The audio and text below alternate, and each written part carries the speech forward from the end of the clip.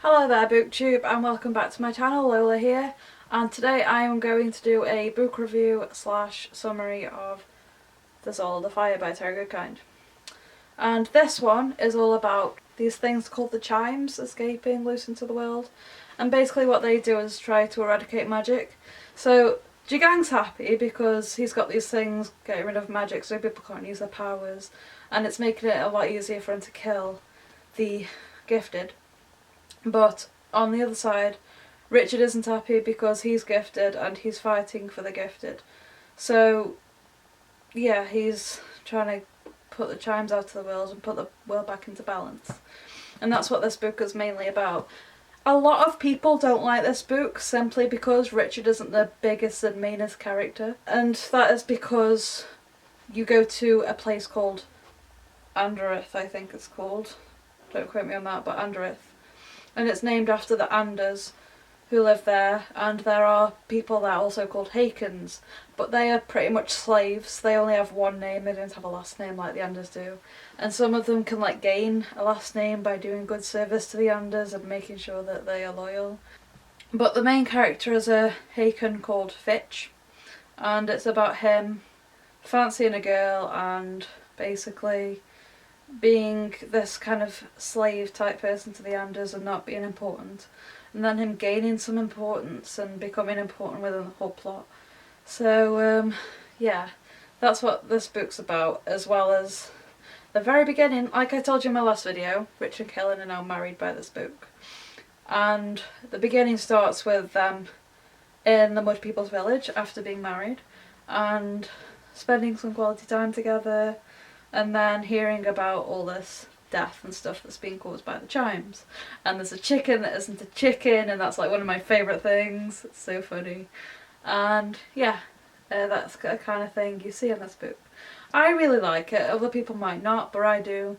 I like the fact that you can see the world in other perspectives and in other lights, and you get to zoom in on some places that you wouldn't really know much about else.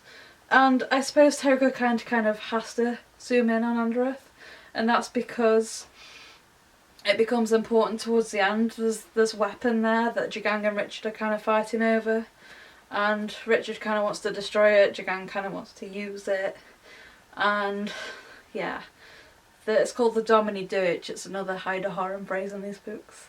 But yes, that's kind of what this book's about. I really like it. Again, Kara's my favourite character in this book because she's fabulous. It's not until the next book that Nikki becomes my favourite character, so you'll have to watch out for my next video.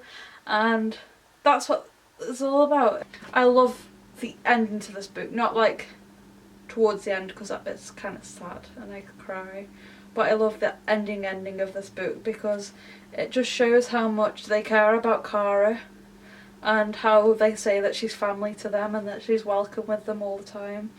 And that just makes me happy because my favourite character is so welcome, and she's a Maud Sith becoming a human, and I love it. So yes, that's all I'm going to tell you about the ending because I don't want to ruin it for you.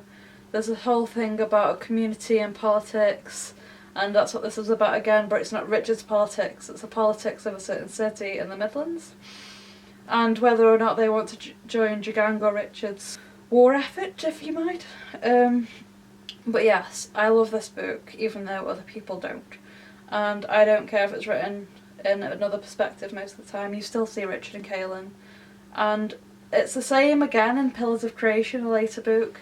You get a girl called Jensen's perspective, and I like Terry Goodkind doing this because he's got so many books, and I don't know, you might get bored sticking with the same people all the time. So I think he tries to mix it up a bit. So yeah, that's everything I'm going to say on Soul of the Fire. I really hope you guys read it, and thank you again for watching my video, and I will see you on my next, where I will show you Faith of the Fallen and talk about it, and it's my favourite book ever, so please come and watch it because I love it and I want to share it with you guys. And yes, I will see you in my next video. Please subscribe, hit that thumbs up and comment below. Bye!